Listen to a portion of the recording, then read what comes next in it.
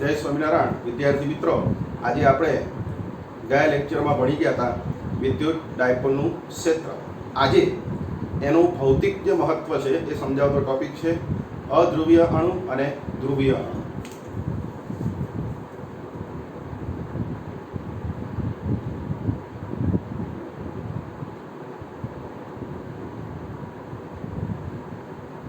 અને ધ્રુવીય અણુ.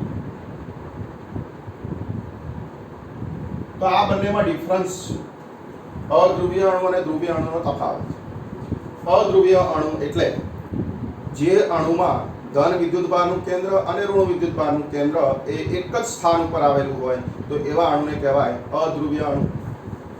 ધારો કે આ કોઈ અણુ છે, આમાં ધન વિદ્યુતભારનું અને ઋણ વિદ્યુતભારનું કેન્દ્ર જો એક જ જગ્યાએ આવેલું હોય તો આવા અણુને કહેવાય અધ્રુવીય અણુ.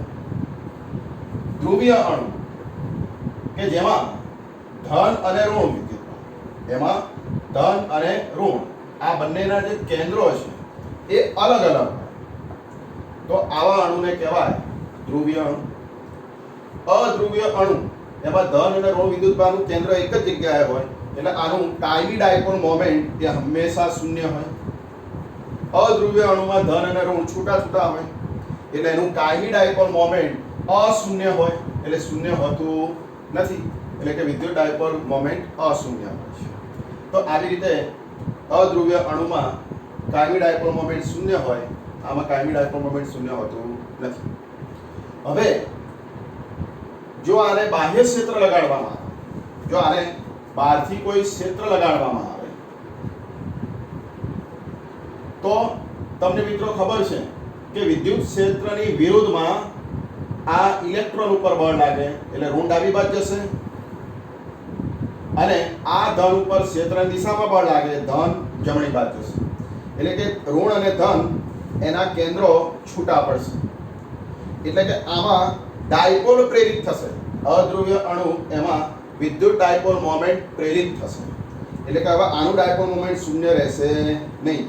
તો આ જે ઘટના છે ધ્રુવો છૂટા પડવાની ઘટના એને ધ્રુવી ભવન કહેવામાં આવે છે. આને કહેવાય છે ધ્રુવી ભવન. એટલે અધ્રુવીય અણુને તમારે ધ્રુવીય બનાવવો હોય, અધ્રુવીય અણુને આવો ધ્રુવીય બનાવવો હોય તો બહારથી ક્ષેત્રની જરૂર પડે અને ક્ષેત્રના કારણે ધ્રુવીભવન થવાથી આ અણુ બની જાય ધ્રુવીય અણુ. તો આવી રીતે વિદ્યાર્થી મિત્રો અધ્રુવીય અને ધ્રુવીય કરવા બહારથી ક્ષેત્રની જરૂર પડે. આને કોઈ બાહ્ય ક્ષેત્રની જરૂર નથી, ઓલરેડી ધન અને ઋણ છૂટા જ છે એટલે આનું ડાયપોલ મોમેન્ટ ઓલવેઝ એ અશૂન્ય હોય છે. જો ઉદાહરણની વાત કરીએ અધ્રુવીય અણુના ઉદાહરણ કયા, તો અધ્રુવીય અણુ એટલે CO2, NH2 carbon dioxide, NH4 CH4, methane, N2 O2 વગેરે. તો આ બધા અધ્રુવીય અણુઓ છે. આ બધાના ધન અને ઋણ વિદ્યુતભારના કેન્દ્રો એ કેવા હોય છે? એક જ સ્થાન ઉપર હોય છે. અને જો આને બાહ્ય ક્ષેત્ર લગાડીએ તો આવી રીતેના ધન અને ઋણ આ બધાના શું થાય? છૂટા પડે એટલે આને કહેવાય અધ્રુવીય અણુ. ધ્રુવીય અણુ એનું ઉદાહરણ પાણી H2O, HCl હાઇડ્રોક્લોરિક એસિડ. તો આની અંદર H+ અને OH- એમ એવી રીતે અહીંયા આ બંનેના કેન્દ્રો કેવા હોય છે? છૂટા. તો વિદ્યાર્થી મિત્રો કે H નો આ H છે એ ઓક્સિજનના એક અણુ જોડે H એ બે વાર બંધ બનાવવાનું મિત્રો, આ રીતે H અને આ રીતે H. તો H+ જોડે આ O- H+, બરાબર, એવી રીતે આનો માઇનસ. ટૂંકમાં આ રીતે આનું કેન્દ્ર આ બંનેનું જે ધન અને ઋણ વિદ્યુતભારનું કેન્દ્ર કેવું હોય છે? અલગ અલગ હોય છે એટલે આને કહેવાય કે ધ્રુવીય અણુ. એવી રીતે HCl એ પણ ધ્રુવીય અણુ છે. તો વિદ્યાર્થી મિત્રો તમને ખ્યાલ આવી ગયો હશે અધ્રુવીય અણુ અને ધ્રુવીય અણુ એટલે શું. હવે આગળ વધીએ. ઉદાહરણ 10 એની ચર્ચા આપણે કરીશું. ગઈકાલે આપણે જે વિદ્યુત ડાયપોલનું ક્ષેત્ર ભણ્યા એના પર આધારિત આ ઉદાહરણ 10 છે. એના દ્વારા એ ટોપિક તમે વધારે સારી રીતે સમજી શકશો. તો હવે આપણે ઉદાહરણ 10.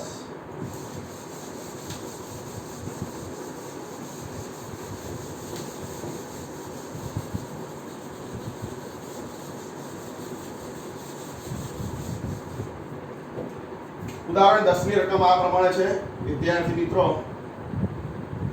હું રકમ લખતો નથી પણ આકૃતિ દ્વારા તમને ખ્યાલ આવી જશે. આ રીતે +10 માઇક્રોકુલમ અને -10 માઇક્રોકુલમ આવા બે બિંદુઓ વિદ્યુત ભારો એકબીજાથી 5 mm ના અંતરે મૂકેલા છે અને A નામ આપીએ અને B નામ આપીએ. તો આનું જે મધ્ય બિંદુ છે ત્યાંથી 15 સેન્ટીમીટર દૂર જમણી બાજુ એટલે કે આ પ્લસ વિદ્યુત ભાર તરફ અક્ષ ઉપર અહીંયા P બિંદુ પાસે વિદ્યુત ક્ષેત્ર કેટલું? વિદ્યુત ક્ષેત્ર શોધો. અને બીજા નંબરે આ આકૃતિ A છે.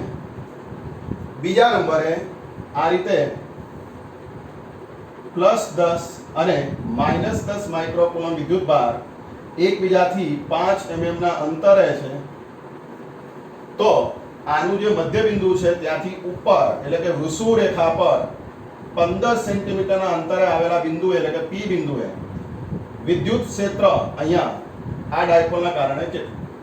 તો આવી રીતે અહીંયા અક્ષ ઉપર અને આ આકૃતિ B માં દર્શાવ્યા પ્રમાણે આ વૃષુ રેખા પર P બિંદુએ વિદ્યુત ક્ષેત્ર શોધો. અહીંયા વિદ્યુત ક્ષેત્ર વિદ્યાર્થી મિત્રો જમણી બાજુ હશે. અહીંયા વિદ્યુત ક્ષેત્ર આ ધનના કારણે ઉપર અપાકર્ષી, આ ઋણના કારણે અહીંયા આકર્ષી અને એ બેનું જે પરિણામી છે એ ડાબી બાજુ હશે. એટલે કે અહીંયા વિદ્યુત ક્ષેત્ર એ આપણે ડાબી બાજુ હશે. તો આ બંને વિદ્યુત ક્ષેત્ર એનું મૂલ્ય શોધવાનું છે. તો અક્ષ ઉપર વિદ્યુત ક્ષેત્ર અને વૃષુ રેખા. તો વિદ્યાર્થી મિત્રો આ વિદ્યુત ડાયપોલનો ટોપિક જે ભણી ગયા આપણે એમાં તમે બે સૂત્ર ભણ્યા, અક્ષ ઉપર તીવ્રતા અને વૃષુ રેખા પર તીવ્રતા. તો વારાફરતી બંને સૂત્ર વાપરીશું. પણ એ સૂત્રમાં P આવતો વિદ્યુત ડાયપોલ મોમેન્ટ. તો સૌપ્રથમ આપણે આ બંને કિસ્સાઓમાં P શોધવો પડશે, વિદ્યુત ડાયપોલ મોમેન્ટ. એનું સૂત્ર છે Q × 2A. Q એટલે આ બેમાંથી કોઈ વિદ્યુત ભારનું મૂલ્ય 10 માઇક્રોકુલમ છે તો એના કુલમ 10 × 10⁻⁻, માઇક્રો એટલે માઈનસ 2A. 2A એટલે વિદ્યાર્થી મિત્રો તો 2A એટલે આ લંબાઈ ડાયપોલની, આને કહેવાય 2A. 2A બરાબર 5 mm. તો અહીંયા 5 mm ના મીટર 5 × 10⁻3. તો વિદ્યાર્થી મિત્રો આનું સાદુરૂપ થાય 50 × 10⁻9.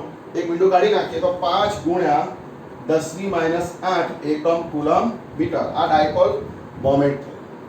હવે અક્ષ ઉપર એ વિદ્યુત ક્ષેત્ર આપણે શોધવું છે. તો કયું સૂત્ર વાપરીશું? તો તમે જુઓ વિદ્યાર્થી મિત્રો અહીં 2A બરાબર 5 છે અને r અહીં કેન્દ્રથી P નું અંતર આને r કહેવાય, r 15 છે.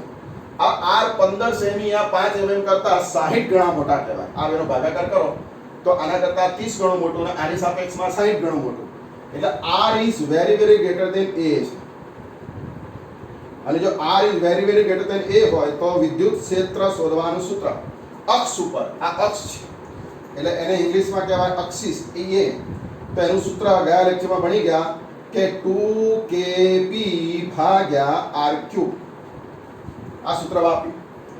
આ સૂત્રની અંદર કિંમત k 9 × 10⁹ અને p 5 10⁻8 અને ભાગ્યા અંતરનો ઘન. કેટલું અંતર છે? 15 સેમી. તેના મીટર 15 10⁻2 અને એનો ઘન. તો વિદ્યાર્થી મિત્રો આનું સાદુરૂપ 9 × 18 = 90 ભાગ્યા 15⁻³ એટલે કે 0.266 થશે અને ગુણ્યા 9 માંથી 8 જાય તો 10⁻1, 1 માં -6 ઉમેરી દઈએ 10⁻7 અને એવી રીતે જો આનું સાદુરૂપ આપીએ તો અહીંયા 9 × 18 = 90 અને આનો એક આમાં ઉમેરી દઈએ તો 900 ભાગ્યા 15⁻³ આ માપ થાય અને -6 ઉપર જાય 10⁻+6. આટલું ન્યૂટન પ્રતિ કુલમ વિદ્યુત ક્ષેત્રનો એકમ. આટલું વિદ્યુત ક્ષેત્ર એ અક્ષ ઉપર P બિંદુ પાસે હશે. આને દશાંશને જમણી બાજુ લઈ જઈએ તો 2.66 × 10⁵ આવો જવાબ આપણને મળશે. હવે આપણે શોધીએ વૃષુ રેખા પર વિદ્યુત ક્ષેત્ર E. તો આ વિદ્યુત ક્ષેત્ર એ અક્ષ ઉપર હતું. હવે આપણે વૃષુ રેખા પર શોધીએ અહીંયા આગળ. ચલો અહીંયા વિદ્યુત ક્ષેત્ર શોધવું હોય તો એનું સૂત્ર પણ ગયા લેક્ચરમાં ભણી ગયા. આ જ સૂત્ર 2kp/r³ ની જેમ kp/r³ બે નહીં આવે એટલે kp/r³ જો આમાં પણ બધી કિંમત મૂકવામાં આવે 10 ને 9 ની 10 5 10 ની -8 અને 15 સેમી એના મીટર 15 ગુણ્યા અહીંથી આમાં 15 છે એટલે 15 ગુણ્યા 10 ની -2 નો ઘન. તો આનું સાદુરૂપ આની જેમ જ આનું અડધું, આ 2 નથી એટલે આનું અડધું અહીંયા થશે એટલે કે આના અડધા થાય 133.133 ગુણ્યા 10 ની 6 ન્યૂટન પર કુલમ.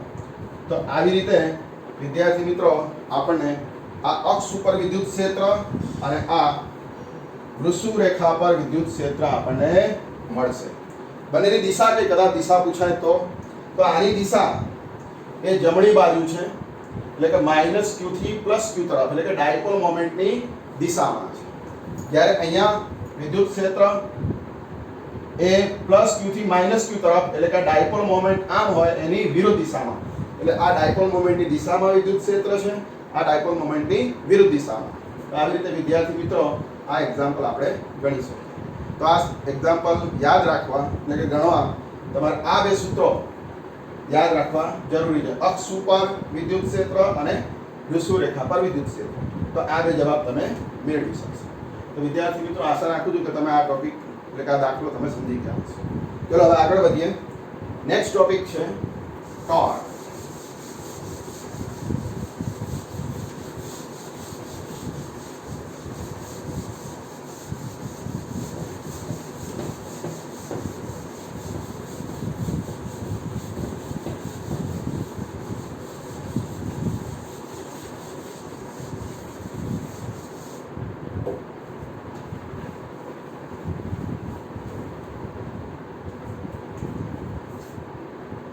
સમાન બાહ્ય વિદ્યુત ક્ષેત્રમાં ડાયપોલ પર લાગતું ટોર્ક એનું સૂત્ર એ આપણે મેળવવું છે. ચલો આ સૂત્રને મેળવવા સૌપ્રથમ આપણે ડાયપોલ ધારીશું. ધારો કે આ -q અને અહીંયા +q. આવી રીતે -q અને +q એવા બે વિદ્યુતભાર ધરાવતો આ એક વિદ્યુત ડાયપોલ છે. આનું ડાયપોલ મોમેન્ટ આ બંનેને જોડતી રેખા પર -q થી +q તરફ છે. ડાયપોલનું મધ્યબિંદુ O છે અને સમાન બાહ્ય વિદ્યુત ક્ષેત્ર એની અંદર આ ડાયપોલ મૂકેલો છે. હવે સમાન બાહ્ય વિદ્યુત ક્ષેત્ર કઈ દિશામાં? તો ઉપર તરફ. માની લો કે સમાન બાહ્ય ક્ષેત્ર આમ વિદ્યુત ક્ષેત્ર ઉપર તરફ છે એટલે આમ ઉપર જતું વિદ્યુત ક્ષેત્ર સમાન છે અને એમાં ડાયપોલ આમ ત્રાસો મૂકેલો છે એટલે કે થીટા ખૂણે. જો આ ડાયપોલ થીટા ખૂણે મૂકેલો છે. આ ડાયપોલ મોમેન્ટ P, આ વિદ્યુત ક્ષેત્ર E, એ બંને વચ્ચેનો ખૂણો થીટા છે. તો આના પર કેટલું ટોર્ક લાગે? પ્રશ્ન છે ટોર્ક. તો ટોર્ક માટે સૌપ્રથમ આપણે બળ શોધીએ. કે આ +q વિદ્યુતભાર ઉપર તમને મિત્રો ખબર છે કે વિદ્યુત ક્ષેત્રની દિશામાં બળ લાગે. +q ઉપર આ વિદ્યુત ક્ષેત્રની દિશામાં બળ લાગે અને કેટલું હોય? +q. આ -q ઉપર વિદ્યુત ક્ષેત્રના કારણે ક્ષેત્રની વિરુદ્ધમાં, ક્ષેત્ર ઉપર છે તો આમાં બળ નીચે તરફ લાગશે, QE. તો આવી રીતે વિદ્યાર્થી મિત્રો બે બળો ડાયપોલ ઉપર લાગશે. ધન વિદ્યુતભાર ઉપર +QE, ઋણ વિદ્યુતભાર ઉપર -Q. તો આ બંનેનું કુલ બળ, એટલે +QE વત્તા -QE એટલે કુલ બળ 0 થશે. આ બંનેનો સરવાળો કુલ બળ 0 થશે. એટલે આ ડાયપોલ રેખીય ગતિ નહીં કરે. આ ડાયપોલ ધારો કે આમ ત્રાસો હોય તો ઉપર નહીં જાય કે નીચે પણ નહીં જાય, એટલે કે રેખીય સ્થાનાંતર કરશે નહીં. પણ આ બંને બળો એના સ્થાન અલગ અલગ છે. અલગ અલગ બિંદુ પર બંને બળો લાગે છે. એટલે કે બંને બળો એક રેખસ નથી. આને લંબાવો અને આને લંબાવો તો બંને બળો એક રેખસ થતા નથી, ભેગા થતા નથી. એટલે આના પર શું લાગશે? ટોર્ક. તો ટોર્કની વ્યાખ્યા તમે ભણી ગયા છો. ટોર્કની વ્યાખ્યા આ પ્રમાણે છે કે ઉગમ બિંદુ પર આધારિત ન હોય એવી ટોર્કની આ વ્યાખ્યા છે. બળ યુગ્મમાં ટોર્ક, એની એક વ્યાખ્યા 11મા ધોરણમાં તમે ભણી ગયા છો. આને બળ યુગ્મ કહેવાય. આ બંને બળો સમાંતર છે, એક રેખસ નથી અને સમાન મૂલ્યના છે એટલે એને કહેવાય બળ યુગ્મ. અને બળ યુગ્મમાં ટોર્કની વ્યાખ્યા બેમાંથી એક બળનું માન, બેમાંથી એક બળનું મૂલ્ય ગુણ્યા બે બળો વચ્ચેનું લંબ અંતર, બે બળો વચ્ચેનું લંબ અંતર. વિદ્યાર્થી મિત્રો, બળનું મૂલ્ય તો તમે જાણો છો, QE અનુમાન, એટલે અહીં લખીશું QE ગુણ્યા બે બળો વચ્ચેનું લંબ અંતર. આ બંને વચ્ચેનું લંબ અંતર કેટલું? તો એ લંબ અંતર શોધવા વિદ્યાર્થી મિત્રો, આ લંબ અંતર શોધવા માટે આપણે એક આડી લાઈન દોરીએ જો અહીંથી, તો આ લંબ અંતર કહેવાય બે બળ વચ્ચે. હવે કેવી રીતે શોધાય? તો એના માટે આ ખૂણાની જરૂર પડે. આ π/2 અને થીટા હોતા π/2 માઈનસ થીટા થાય. જો આનો cos લેવામાં આવે તો cos π/2 માઈનસ થીટા એટલે sin થીટા. તો sin થીટા બરાબર એટલે કે cos π/2 માઈનસ થીટા બરાબર પાસેની બાજુ, આ પાસેની બાજુ ભાગ્યા કર્ણ. હવે આખી લંબાઈ 2a છે, આખી લંબાઈ 2a છે એટલે આ બે લંબાઈ શું થશે? a લંબાઈ થશે. એટલે આનો જો cos લેવામાં આવે તો પાસેની બાજુ ભાગ્યા a, એટલે પાસેની બાજુ બરાબર a ગુણ્યા cos π/2 માઈનસ થીટા એટલે a sin થીટા. એટલે આ લંબાઈ a sin થીટા થાય. એવી રીતે આ લંબાઈ પણ a sin theta, a sin theta હોય તો a sin theta, 2a sin theta એટલે અહીંયા 2a sin થીટા થશે. જો આનું સાદુરૂપ આપીએ તો q * 2a, આ 2a આગળ લઈ દઈએ તો q * 2a e sin theta. હવે આ બેનો ગુણાકાર એને વિદ્યુત ડાયપોલ મોમેન્ટનું મૂલ્ય કહેવાય એટલે P E sin થીટા. આવું સૂત્ર થશે. તો આને કહેવાય સમાન વિદ્યુત ક્ષેત્રમાં, સમાન વિદ્યુત ક્ષેત્રમાં ડાયપોલ પર ટોર્કનું સૂત્ર. હવે આ સૂત્રમાં જે થીટા છે એ P અને E વચ્ચેના ખૂણા ઉપર, આ P અને E વચ્ચેનો ખૂણો છે. આ ખૂણાનું મૂલ્ય અલગ અલગ હોય તો આ ટોર્કનું મૂલ્ય અલગ અલગ હશે.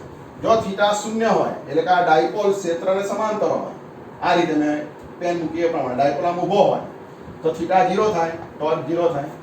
જો ડાયપોલ આમ આડો હોય ક્ષેત્રને લંબ તો થીટા 90 તો ટોર્ક થાય PE sin 91 એટલે ટોર્ક થાય મહત્તમ.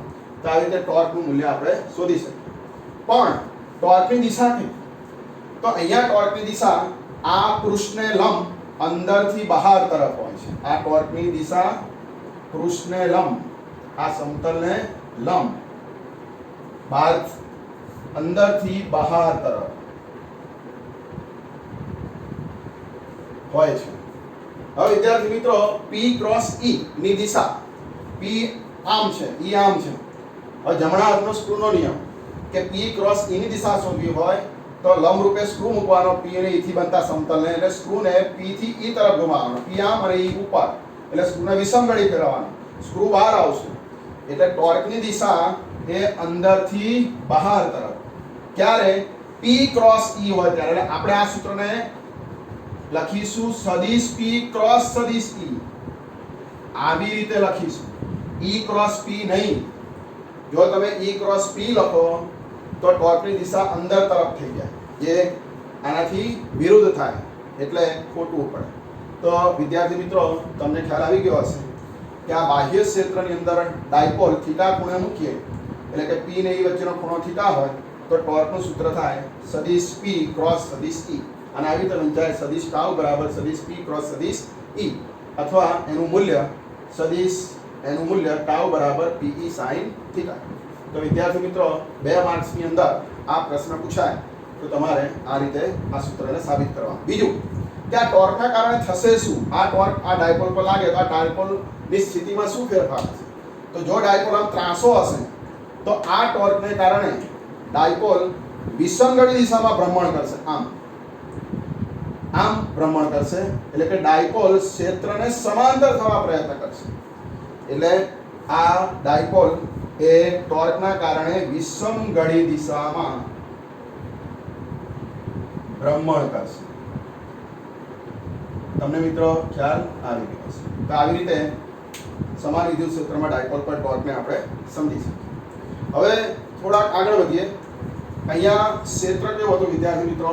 સમાન. સમાન ક્ષેત્રમાં આ બંને બળો કેવા હોય? સમાન. પણ જો ક્ષેત્ર સમાન ના હોય, અસમાન, એટલે કે વધતું જતું હોય, નીચેથી ઉપર તરફ વિદ્યુત ક્ષેત્ર વધતું જાય કાં તો ઉપરથી નીચે તરફ વિદ્યુત ક્ષેત્ર વધતું જાય, તો વધતું જતું વિદ્યુત ક્ષેત્ર હોય, બદલાતું જતું વિદ્યુત ક્ષેત્ર હોય, તો એમાં આ બળ એ કેટલું લાગે, અને P અને E સમાંતર હોય અને પ્રતિ સમાંતર હોય તો બળ કેટલું, એ આપણે હવે સમજીએ. તો હવે આપણો નેક્સ્ટ ટોપિક છે બદલાતા જતા ક્ષેત્રમાં, એટલે કે વધતા જતા ક્ષેત્રમાં ડાયપોલ ઉપર બળ.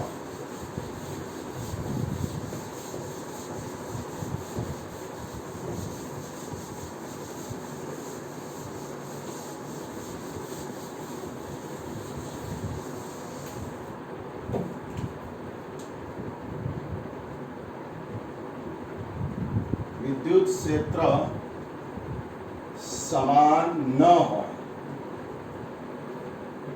અથવા વધતું જતું હોય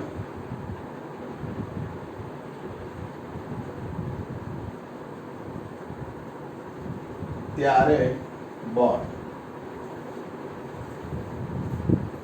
તો વિદ્યાર્થી મિત્રો કે વિદ્યુત ક્ષેત્ર સમાન ન હોય, બદલાતું જતું હોય, વધતું જતું હોય, અને એની અંદર જો P અને E વિદ્યુત ડાયપોલ મોમેન્ટ વિદ્યુત ક્ષેત્રને સમાંતર હોય અથવા પ્રતિ સમાંતર હોય, તો એવા સમયે ટોર્કનું મૂલ્ય તો શૂન્ય જ થવાનું છે, પણ આગળની થિયરી ભણે કે જે બળ શૂન્ય થતું હતું સમાન વિદ્યુત ક્ષેત્રમાં, એ અહીંયા શૂન્ય થશે નહીં, એટલે કંઈક બળ લાગશે. તો એ આપણે સમજીએ.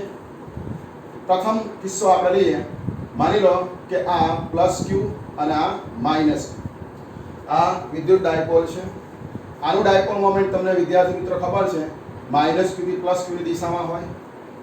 હવે બદલાતું જતું જે ક્ષેત્ર છે, વધતું જતું ક્ષેત્ર એ જમણી બાજુ છે. આમ વિદ્યુત ક્ષેત્રનું મૂલ્ય વધતું જાય છે, એટલે વધતું જતું ક્ષેત્ર એ P ની દિશામાં છે. તો આ ડાયપોલ ઉપર કુલ બળ કેટલું? તો આના પર કુલ બળ, એટલે કે કુલ બળની દિશા, કુલ બળની દિશા. હવે વિદ્યાર્થી મિત્રો હમણાં આગળ ભણી ગયા કે ધન વિદ્યુતભાર ઉપર ક્ષેત્રની દિશામાં બળ લાગે, ઋણ વિદ્યુતભાર ઉપર આ ક્ષેત્રની વિરુદ્ધમાં બળ લાગે. પણ આ બળ મોટું હશે ને આ બળ નાનું હશે, કેમ એવું આપણે પ્રશ્ન થાય. તો એનું કારણ છે કે વિદ્યુત ક્ષેત્ર આમ જેમ વધતું જાય છે એટલે આની સાપેક્ષમાં અહીંયા બળ વધારે લાગે. તીવ્રતા અહીં કરતાં અહીં વધારે હોય તો અહીંયા બળ પણ અહીં કરતાં અહીં કેવું હોય, વધારે. એટલે આ સદિશ મોટો દોરવાનો, એટલે અહીંયા જે બળ છે +q પર બળ એ મોટું હશે, અને -q પર આ જે બળ લાગે છે એ આની સાપેક્ષમાં નાનું હશે. હવે આ બેનો સરવાળો કરો, આ મોટું આ નાનું, આ બેનો સરવાળો, તો મોટામાંથી નાનું બાદ કરો તો આ તીરની લંબાઈમાંથી આ તીરની લંબાઈ બાદ કરો તો તીર જમણી બાજુ રહેશે, અને આ લંબાઈ આટલી બાદ કરી નાખે તો આટલો ભાગ વધશે, એ અહીંયા મેં દોર્યો છે. એટલે આનો મતલબ શું થયો? કુલ બળની દિશા એ વધતા જતા વિદ્યુત ક્ષેત્રની દિશામાં છે. અહીંયા લખીશું વધતું વિદ્યુત ક્ષેત્ર ની દિશા એ જમણી બાજુ છે, આ રહી. તો કુલ બળની દિશા વધતા વિદ્યુત ક્ષેત્રની દિશામાં આવે છે. ક્યારે વિદ્યાર્થી મિત્રો? P અને E સમાંતર હોય ત્યારે. P અને E એકબીજાને સમાંતર હોય ત્યારે કુલ બળની દિશા વધતા જતા વિદ્યુત ક્ષેત્રની દિશામાં હોય છે. આ પહેલો કિસ્સો. હવે બીજો કિસ્સો આનાથી ઉલટું. જો ડાયપોલને આપણે આ રીતે ધારવામાં આવે, આ +q ના બદલે -q, -q ના બદલે +q, તો ડાયપોલ મોમેન્ટની દિશા કઈ થશે? -q થી +q તરફ ડાબી બાજુ. વધતું જતું વિદ્યુત ક્ષેત્ર કઈ બાજુ છે? જમણી બાજુ. હવે જો બળની વાત કરીએ તો +q ઉપર કઈ બાજુ બળ લાગે? ક્ષેત્રની દિશામાં, એટલે કે આમ. પણ આ બળ નાનું હશે કેમ કે આના કરતાં અહીંયા મૂલ્ય વધારે. આના પર ક્ષેત્રની વિરુદ્ધમાં બળ લાગે, આ મૂલ્ય મોટું હશે. કેમ? કારણ કે વિદ્યુત ક્ષેત્રનું મૂલ્ય અહીંયા કરતાં અહીંયા વધારે છે, આ મોટું હશે. એટલે આ -q પર બળ અને આ +q પર બળ. હવે જો આ બંનેનું પરિણામી બળ શોધવામાં આવે, એટલે કે કુલ બળ, તો અહીંયા કુલ બળની દિશા એ કઈ થશે? કુલ બળની દિશા, તો આ બેનો સરવાળો કરીએ તો આ તીર મોટું છે, આ નાનું છે, એટલે આ બેનું પરિણામી ડાબી બાજુ, અને આ લંબાઈથી બાદ કરીએ તો કુલ બળની દિશા એ ડાબી બાજુ હશે, એટલે કે વધતા વિદ્યુત ક્ષેત્રની દિશા એ જમણી બાજુ છે, તો વધતા વિદ્યુત ક્ષેત્રની વિરુદ્ધમાં કુલ બળ છે. એટલે એનો મતલબ શું થયો કે P અને E પ્રતિ સમાંતર.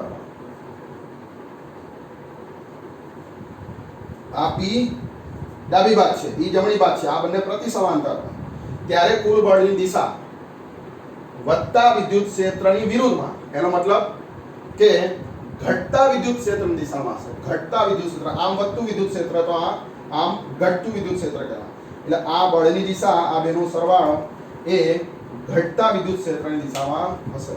તો આ રીતે વિદ્યાર્થી મિત્રો તમે સમજી ગયા છો કે વિદ્યુત ક્ષેત્ર સમાન ના હોય, એટલે કે વધતું જતું હોય, તો એમાં P ને E સમાંતર હોય તો કુલ બળની દિશા એ વધતા વિદ્યુત ક્ષેત્રની દિશામાં હોય છે, અને P ને E પ્રતિ સમાંતર હોય, એટલે કે વિરુદ્ધ દિશામાં હોય, તો એવા સંજોગોમાં આ બંનેના કુલ બળની દિશા એ વધતા વિદ્યુત ક્ષેત્રની વિરુદ્ધ, એટલે કે ઘટતા ક્ષેત્રની દિશામાં. તો આવી રીતે અહીંયા કુલ બળ વધતા વિદ્યુત ક્ષેત્રની દિશામાં અને અહીંયા કુલ બળ ઘટતા ક્ષેત્રની દિશામાં હોય છે. તો આવી રીતે વિદ્યાર્થી મિત્રો આ ટોપિક આશા રાખું છું કે તમે સમજી ગયા હશો. અને આના પરથી ઘર્ષણ વિદ્યુતને લગતો એક ટોપિક આગળ આપણે ભણી ગયા હતા કે કાંસકાને આપણે ફર સાથે ઘસીએ અને કાગળના ટુકડા નજીક લઈ જઈએ, પ્લાસ્ટિકના કાંસકાને, તો કાગળના ટુકડા નાના નાના એના તરફ આકર્ષાય છે. તો એનું કારણ પણ આવું જ છે, એ આપણે થોડું સમજી લઈએ તો તમે વધારે સારી રીતે આ ટોપિક સમજી શકશો. તો વિદ્યાર્થી મિત્રો ઘર્ષણ વિદ્યુતનો એક પ્રયોગ ફરી એકવાર ડાયપોલના સંદર્ભમાં આપણે સમજવાનું છે. અગાઉના લેક્ચરમાં પણ ભણી ગયા, પણ એમાં ડાયપોલની આપણે વાત નહોતી કરી. તો હવે ઘર્ષણ વિદ્યુતનો જે પ્રયોગ છે કે આ રીતે કાંસકો છે, માની લો આ